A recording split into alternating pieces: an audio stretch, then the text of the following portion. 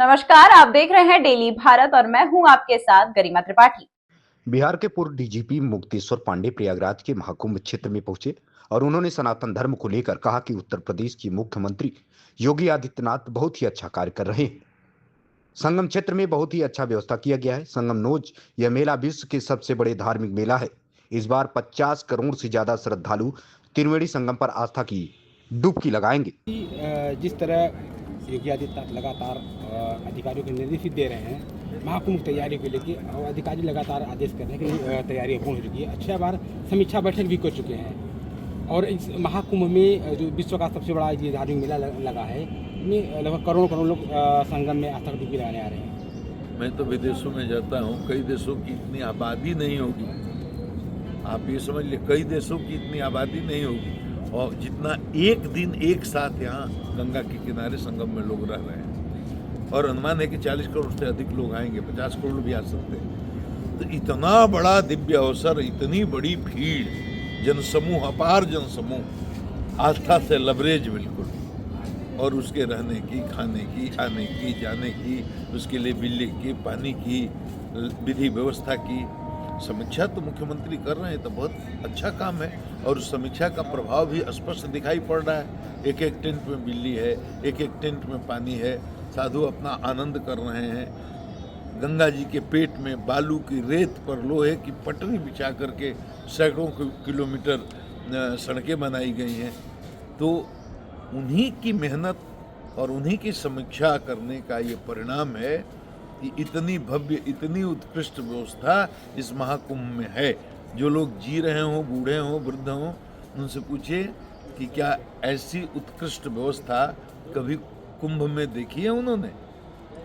महाराज, आप बिहार सरकार में डीजीपी पद पर रहे हैं, लगातार सुर्खियों में रहे हैं, खासतौर से सुशांत सिंह मामले को लेकर आपने जिस तरह उजागर किया, और लगातार देश नहीं विदेश में भी चर्चाएं बनी रही। सुशांत सिंह केस के बारे में अब कोई बात करने से विशेष लाभ नहीं है, इसलिए कि उस केस को सीबीआई देख रही है। मैं ये बताऊं कि सुशांत सिंह वाली घटना जो हुई, उसके 20-22 दिन सुशांत सिंह राजपूत मीडिया के सुर्खियों से बाहर हो गए, कहीं भी नहीं थे।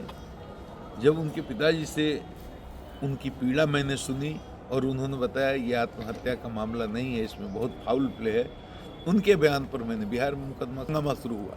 ये घटना मुंबई की, तो बिहार में मुकदमा कैसे हो जाएगा। अरे बड़े बड़े लॉयर्स सुप्रीम कोर्ट के, हाई कोर्ट के पैनल में बैठते थे, डिस्कशन होता था। मुझे अपने स्टैंड को, अपने काम को डिफेंड करने के लिए आना पड़ता था। मैं लीगल ढंग से अपना पॉइंट रख करके डिफेंड करता था, और केस कर दिया तो मुझे ऑफिसर्स भेजने पड़े इन्वेस्टिगेशन के लिए। अफसरों की बड़ी दुर्दशा हुई, मुंबई पुलिस ने उनको सही। तब मैंने बेटर लाइजनिंग के लिए एक IPS अफसर भेजा, उसको कोरोना के नाम पर होम अरेस्ट कर लिया। तब मैंने समझ लिया कि ये केस हमें अब अनुसंधान नहीं करने देगी मुंबई पुलिस। मैंने अपने माननीय मुख्यमंत्री से कह करके केस को CBI को दिलवा दिया।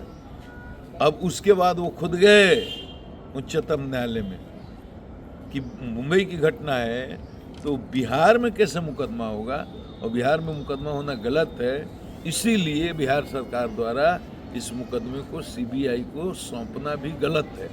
लेकिन फैसला उल्टा हो गया। सुप्रीम कोर्ट ने उनको प्रताड़ना लगाई, जिस IPS को पकड़ कर रख के उसको तुरंत छोड़ो कोरोना के नाम पर, और उसके बाद सुप्रीम कोर्ट ने कहा नहीं, केस CBI ही देखेगी, CBI देख रही है। लेकिन बहुत विलम्ब हो गया है, अनुसंधान बहुत मिट गए हैं या मिटाए गए हैं, मुझे नहीं पता। तो हत्या है, आत्महत्या है, जो भी है, अब CBI को भी सच्चाई तक पहुंचने में बहुत कठिनाइयों का सामना करना पड़ सकता है। तो अब कहाँ तक अनुसंधान गया है, कहाँ तक साक्ष्य जुटाए गए हैं, इस बारे में तो CBI को ही पता होगा। लेकिन पूरे देश के लिए एक बहुत दुर्भाग्यपूर्ण घटना थी, और मुंबई पुलिस की छवि बहुत खराब हुई इस केस के साथ। सनातन को लेकर महाराज जी क्या संदेश देना चाहेंगे। देखो, सनातन धर्म तो एक ही है सनातन, बाकी सब मजहब है, पंथ है। क्योंकि 15 साल पहले इस्लाम आया, तो उसके पहले क्या था, या 2000-2500 वर्ष पहले क्रिश्चियनिटी के पहले क्या था, कोई धर्म नहीं था। सनातन अनादि है, जैसे राम अनादि हैं, सीता अनादि हैं, कृष्ण अनादि हैं, राधा अनादि हैं, धर्म अनादि है, उसी तरह ये सनातन धर्म अनादि है और सनातन धर्म की रक्षा भगवान करते हैं। अब समय समय पर ऐसे दुष्ट लोग भी आते हैं जो सनातन को कहते हैं कोरोना की तरह है, इसको मिटा देंगे, लेकिन ऐसे दुष्टों से सनातन मिटेगा नहीं। जब रावण नहीं मिटा पाया, कंस नहीं मिटा पाया, हिरण्यकश्यप नहीं मिटा पाया, ऐसे ऐसे सूरमा जिनके सामने 33 करोड़ देवता भी हाथ जोड़कर खड़े रहते थे, ये पुरुषार्थ, ये ऐश्वर्य था उनका, वो भी सनातन को नहीं मिटा पाए, तो कोई भी सनातन को मिटा नहीं सकता। समय का चक्र है, कभी कमजोर होता है, कभी मजबूत होता है, तो सनातन मिट नहीं सकता।